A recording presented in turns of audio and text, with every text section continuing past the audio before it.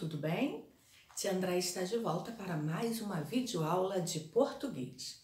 A nossa correção será da página 77 até 89. Abram na página 77, Estudo da Língua. Número 1, leiam o texto. Lá embaixo na letra A, retirem da tirinha 3 palavras que tenham a penúltima sílaba tônica. Penúltima sílaba tônica. Tia Andréia, como que eu vou encontrar a penúltima sílaba tônica? Vocês primeiro podem estar separando as palavras, que vai ficar mais fácil, tá? E depois falando cada uma delas dessa forma. Vou dar algumas possibilidades de resposta. Duvido. O vi, né? Outra palavra. Consiga. O si. Vocês fazendo dessa forma fica bem mais fácil. E separando a sílaba, por exemplo, duvido, duvido. O do é a última, o vi é a penúltima e o do é antepenúltima. Então, a sílaba duvido, a mais forte, a vi, ela é a penúltima, então ela é paroxítona, tá bom? Então, eu vou dar algumas possibilidades de resposta. Duvido, consiga, aquela, desafio, claro, estranho, seria, desafiasse, aceito, sabia, seria e impossível. Página 78b, leia em voz alta as palavras consiga, desafio, impossível. Destaque as sílabas de cada uma delas. A palavra consiga, a sílaba tônica é si. Tia André, é muito difícil. Separe a sílaba que você vai conseguir fazer com mais facilidade. A palavra desafio, a sílaba mais forte, a tônica é fi. Impossível, a sílaba tônica é si. Lembrando que na palavra impossível, a sílaba tônica vai ser si, que é o segundo S com a letrinha I. Quando a gente separa a sílaba, 2 S não ficam juntos, não é isso? Então, eu não posso marcar o primeiro S da palavra impossível, tá bom? Quando você separa, ela vai ficar da seguinte forma. Pois, P-O-S, separou agora. Si, esse si é só um S, S-I, e depois V-E-L. Então, é o segundo S com a letrinha I, que é a sílaba tônica, tá? A gente não pode sublinhar os 2 S's, porque quando eu separo a sílaba, 2 S's não ficam juntos. Se observem o fim das palavras, o que a palavra acentuada tem de diferente das outras. A palavra impossível é a única que termina com consoante. Lá embaixo, número 2, assinalem a alternativa em que todas as palavras têm uma penúltima sílaba tônica. É a primeira, cadáver, vírus e réptil. Página 79, leia a história em quadrinhos a seguir. A. Retire da tirinha a única paroxítona terminada em consoante e destaque sua sílaba tônica. A única que tem aqui é difícil, tá? E a sílaba tônica é fi.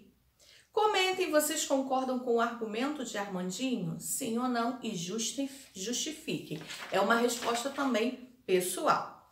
Super desafio, leiam com atenção as palavras paroxítona dos quadros e reescrevam as que tiverem erro de acentuação. Consultem o dicionário em caso de dúvida e aproveitem para descobrir o sentido dessas palavras. As palavras que nós deveríamos reescrever, né, corretamente, seria almisca. Almisca tem acento agudo no mis. Âmbar tem acento circunflexo em an, no primeiro azinho do an. Níquel tem acento agudo no i. Outrem não tem acento. E hífens. Quando eu falo hífen no singular, ele tem acento. Quando eu coloco hífen no plural, hífens não tem acento. Então, hífens está incorreto, vocês vão reescrever sem acento. Na produção de texto, como eu falei, a gente vai estar conversando na live. Vamos agora lá para a página 88. Responda as atividades a seguir sobre o enredo da história. A. O que fez com que a fada fosse parar em um mundo diferente do dela? A fada rosa, ela bebeu chá de asa de borboleta amarela. B. Que personagem não havia participado da primeira cena e aparece agora? O feiticeiro Espirro. C. Como as meninas enxergam esse novo personagem logo que ele entra em cena? Elas enxergam-no como outro fantasiado. D. As meninas acreditam no que ele diz, sim ou não, e comentem. Não, elas só vão fingir acreditar. O que acontece para as meninas mudarem de opinião sobre as demais personagens da história? A fada rosa começa a chorar e com isso começa a conversar com as meninas. Elas ouvem de fato a fada e acreditam no que ela conta. F. O que os seres mágicos que participam da peça fizeram para conseguir ir ao congresso? Tomar o chá de asa de borboleta azul. Página 89, número 2, explique o título da história. O título da história ele faz referência à existência de seres mágicos, né? Fadas, duendes, feiticeiros e também a necessidade de preservá-los antes que desapareçam. 2. Leiam os trechos destacados a seguir. Aqui tem o trecho 1, o trecho 2. A quem eles são direcionados? Aos atores que vão encenar a história. B. Que nome recebem esses trechos? Rubricas. Tia Andréia, não é rúbrica? Não. Rubricas. Rubricas é uma palavra paroxítona, né? E a gente sabe que, por exemplo, pense bastante na palavrinha no singular. Rubrica. Mas não é rúbrica? Seria rúbrica se a palavra tivesse acento na letrinha, na sílaba ru, e não tem. Então, é rubrica, tá? C. Esses trechos devem ser falados pelos atores no momento da encenação? Não, comentem. Os trechos são orientações para que os atores saibam o que fazer durante a encenação. 4. Qual é o sentido da palavra ressabiado no trecho 1? Desconfiado. 5. O que significa a expressão para Fernanda no trecho 2? Indica o personagem com quem Paula deve falar. 6. O que ajuda a construir a história? Vamos lá, aqui nós vamos encontrar 3 respostas. A fala do narrador, o diálogo das personagens e as rubricas. Página 90, nós vamos iniciar o nosso lançamento. O lançamento vai ser da página 90 até 101, estudo da língua. Pronomes pessoais, retos e oblíquos. Leiam o texto. Comunidade de Coloninha abre parceria pela educação. A partir da próxima semana, a comunidade contará com um polo de educação de jovens, adultos e idosos. Em vez de bola e de chuteira nos pés, lápis e caneta nas mãos. A partir da próxima semana, moradores do bairro Coloninha, bem como 5 jogadores do Figueirense, terão oportunidade de se alfabetizar. Eles querem concluir o ensino fundamental e, para isso, agora contarão com um polo de educação de jovens, adultos e idosos perto de casa. O curso será oferecido em parceria entre a Secretaria Municipal de Educação de Florianópolis e a direção da Escola de Samba Unidos da Coloninha, que ofereceu a quadra da agremiação para as aulas. Depois de passar muito tempo longe da escola, Maurício Fernandes, de 35 anos, é uma das pessoas que vão voltar a estudar. Eu comecei a trabalhar muito cedo e precisei parar de estudar na 4ª série. Por ter estudado tão pouco, tenho dificuldade em arrumar um emprego. Maurício completa: desde pequeno tenho o sonho de ser veterinário e quero alcançá-lo. Com isso, vocês vão responder, depois de ler com muita atenção esse texto, vão responder a letra A e a letra B, ok? A letra C. Em seu caderno, reescreva um trecho a seguir, como se fossem o jornalista responsável pela matéria. Então, tem um trecho aqui, ó. Eu comecei a trabalhar muito cedo e precisei parar de estudar na 4ª série. Vocês vão reescrever esse texto como se vocês fossem um jornalista. Então, no lugar aqui do eu, vai ter que ser ele, que vocês vão estar falando de uma outra pessoa. Ele começou a trabalhar muito cedo e precisou parar de estudar na 4ª série. Além de mudar o pronome aqui, de eu para ele, vocês vão ter que ter atenção também nos verbos. Página 91, coesão. Você sabe o que é coesão? Coesão significa conexão, harmonia entre as partes que compõem o texto. Em um texto coeso, palavras, frases e parágrafos entrelaçam-se, completando-se e construindo uma unidade de sentido. Então, vamos marcar isso. Coesão significa conexão, harmonia entre as partes que compõem um texto. Em um texto coeso, palavras, frases e parágrafos entrelaçam-se, completando-se e construindo uma unidade de sentido. Até aqui, tá? Muitos recursos colaboram para a coesão textual, sendo um deles os pronomes. Observe a coesão presente nesse trecho. Luiz é muito estudioso. Esse jovem tem muita dedicação aos estudos. Ele obteve uma excelente colocação na Olimpíada de Matemática. Isso demonstra que ele se esforçou bastante para alcançar seu objetivo. As palavras em destaque, que são essas aqui, né? Esse, ele, se, seu, são pronomes e substituem o termo Luiz ou se relacionam com ele, evitando a repetição desse termo ao longo do texto. Imagine repetindo aqui, né? Luiz é muito estudioso. Luiz é um jovem que tem muita dedicação aos estudos. Luiz obteve uma excelente colocação na Olimpíada de Matemática. Isso demonstra que Luiz se esforçou bastante para alcançar seu objetivo. Não ficaria muito estranho repetindo várias vezes a mesma palavrinha, o mesmo nome? Por isso que os pronomes são utilizados e nós vamos aprender um pouquinho a respeito disso. Nesse capítulo, o estudo terá foco nos pronomes pessoais. Agora vamos marcar a partir de aqui que a tia Andréia vai falar. São palavras que estabelecem relações de sentido entre as partes de um texto, tanto na fala quanto na escrita, e representam as pessoas do discurso. São divididos em pronomes pessoais reto, oblíquo e de tratamento. Então, marquem a partir da palavrinha são até de tratamento. Isso aqui corresponde o que são pronomes pessoais.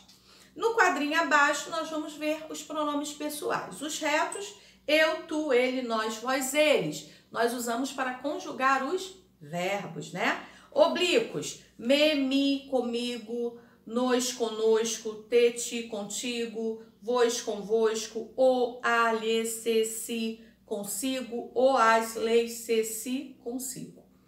Aqui são os oblíquos. E de tratamento, você, vossa excelência, vossa senhoria e etc.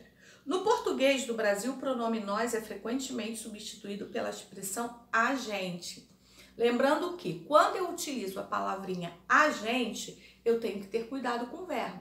Por exemplo, nós vamos ao passeio. Nós vamos ao passeio. E se eu colocar a gente, aí eu tenho que mudar esse verbo aí. Vai ser a gente vai ao passeio. Então tem que ter cuidado. Se você utilizar a palavrinha nós ou a gente, vocês têm que ver qual será o verbo para ser utilizado, tá ok?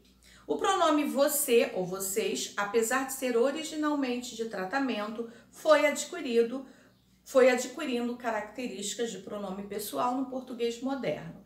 Assim, atualmente, ele pode substituir o tu e o vós, mas continua sendo concordância com a terceira pessoa do discurso. Foi o que a tia Andréia falou, né? A gente correu. Nós corremos. Então, tem que ter muito cuidado nisso. Na página 92, 93... e 94, numa parte aqui da 94, é a produção de texto. A tia Andréia falou que essa produção de texto a gente vai conversar melhor na nossa live, então não se preocupe. Na página 94, atividades finais, leia a cena 1 do texto dramático a seguir para responder as atividades 1, de 1 a 8. Aqui nós temos uma cena dramática, de um texto dramático. Tem os personagens, Donana, Nico, Bilela, Maneco. Tem a explicação toda de como inicia a peça. Na página 95 tem o cenário e uma observação também aqui para que vocês possam estar lendo com atenção. E depois começa a cena 1 e começa as informações, né? O que os personagens vão falar nesse texto. E lá na página 96, vocês vão responder de 1 até o número 4. Leiam bastante esse texto para que vocês possam ter um melhor entendimento e respondam corretamente. Na página 97 também, vocês vão ler o texto, né, com muita atenção e fazer essa página. Na página 98, lá em cima, leia o texto a seguir para responder as atividades de 9 a 11. Frutose, um açúcar sob suspeita. O açúcar das frutas, também usado em produtos industrializados, acende polêmicas por uma suposta relação com a obesidade e as doenças do coração. Então, aqui nós temos um texto e vocês vão ler esse texto com muita calma e responder as perguntas. Na número 11, tá assim: retire do texto 5 palavras paroxítona. Tia Andréia, estou tendo dificuldade. Primeira coisa que vocês têm que fazer: separar as sílabas. Primeiro vocês vão falar a palavra, depois separar e identificar qual é a palavra mais forte. E com isso, vocês lembrando que a paroxítona sempre é a penúltima, tá? Então aqui, ó, tem algumas possibilidades de resposta, ó. Frutose, açúcar, suspeita, frutas, usado, produtos industrializados. Enfim, tem algumas palavrinhas aqui nesse texto que vocês podem estar encontrando que sejam paroxítona. No número 12, na página 98, complete as lacunas com uma das palavras entre parênteses. Vocês vão escrever a palavra, dentro de parênteses tem 2 palavras, vocês vão verificar a correta e vão escrever. Se tiver dúvida, consultem o dicionário. Página 99, leia o texto e responda as atividades 13 a 15. Vocês vão ler esse texto aqui e vão responder. Na número 15, está escrito assim: imagine que o próprio Cerrado estivesse transmitindo essa mensagem aos leitores. Reescreva o segundo parágrafo usando pronomes pessoais. Os pronomes pessoais são aqueles que nós falamos lá na página 91. Qualquer dúvida, vocês retornem naquela página. O segundo parágrafo é esse aqui, ó. Daqui a algum tempo, tudo terá sido modificado e só ficaremos com belas fotos para mostrar aos netos e aos bisnetos a paisagem que antes existia. O cerrado é seu, preserve-o. E vocês vão estar reescrevendo esse segundo parágrafo usando os parágrafos pessoais. Só que vocês vão responder essa questão até a parte que fala e aos bisnetos a paisagem que ainda existia. Até aqui que vocês vão reescrever essa frase, tá? Usando os pronomes pessoais de forma correta. Na página 100 e 101 é o nosso relembrando. Preencha o esquema com os principais tópicos aprendidos no capítulo. Texto para ser encenado. Qual o texto que a gente aprendeu? Texto dramático, não é? Explicação sobre como uma história deve ser encenada. Lembra? Rubrica. Acentua-se vogais das suas sílabas tônicas quando terminam em L, N, R, X e PS. Ela é oxítona, paroxítona ou proparoxítona? Representam as pessoas do discurso e estabelecem relações de sentidos entre as partes de um texto. É sobre um pronome que nós falamos bastante nesse capítulo. E esses pronomes que vocês vão colocar lá em cima, né? Eles classificam em quê? Vocês vão escrever. E eu aprendi, vocês vão marcar o que vocês já dominam desse conteúdo, tá bom? Tia Andréia vai ficando por aqui. Façam com bastante atenção e qualquer dúvida tiraremos na nossa live. Um beijo e até a próxima. Tchau!